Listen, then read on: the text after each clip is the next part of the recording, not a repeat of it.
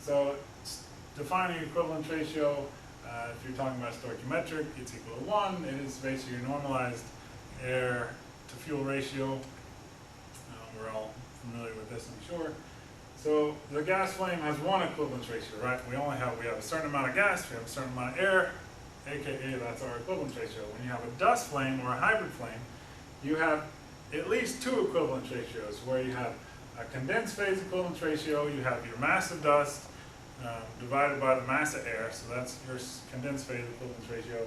And then you have a gas phase equivalence ratio, where we say, okay, how much of that solid phase material, your condensed phase material, is going to volatilize or vaporize in your preheat zone, so that you have a certain gas phase equivalence ratio in your reaction zone, and then something differently happening in your convection zone.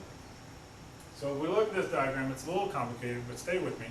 We'll go through it. So we look at this figure. We have our ambient zone on the far left. We have a preheat zone in the middle, the reaction zone after that, and then the convection zone behind the flame. So the flame is moving to the left, right? So we're going from, we have combustion products here and the flame going that way. On the right side, we talk about condensed phase equivalence ratio for U, and on the left side, excuse me, on the right side, we talk about the gas phase equivalence ratio.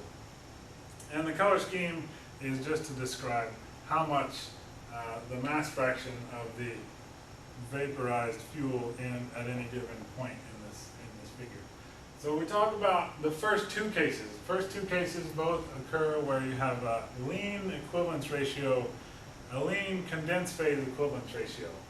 So in case one, you have complete vaporization of your condensed phase particles, and therefore you have complete burning in the reaction zone and excess air in the convection zone, and that's a lean gas phase condition, because you can't make more mass. You only have so much condensed phase, you can only make so much gas phase.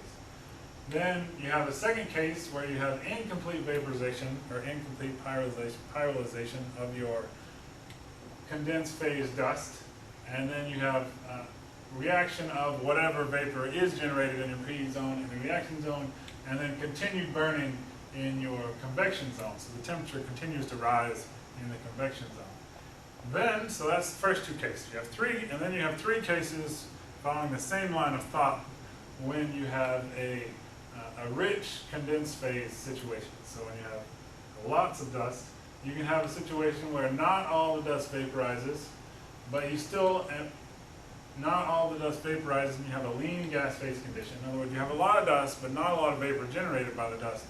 So in the reaction zone, you're still at a lean condition, and then you have continued burning of the particles in the reaction zone, or in the convection zone, because you have leftover oxygen.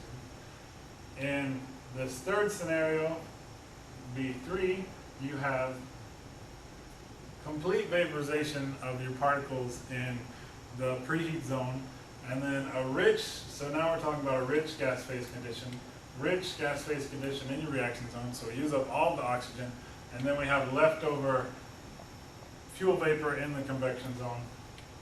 And then in our last condition, B4, we can have incomplete vaporization of the dust particles in the preheat zone, but still a rich gas phase condition in the reaction zone. So we use up all of our oxygen in the reaction zone, and then have continued vaporization or continued pyrolyzation in the convection zone, which will decrease the temperature behind the flame.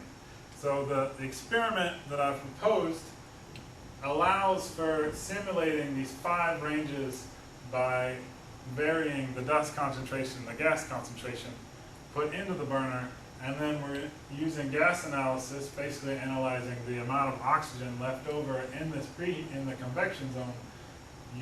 I'm going to try to estimate what gas phase equivalence ratio I'm working with.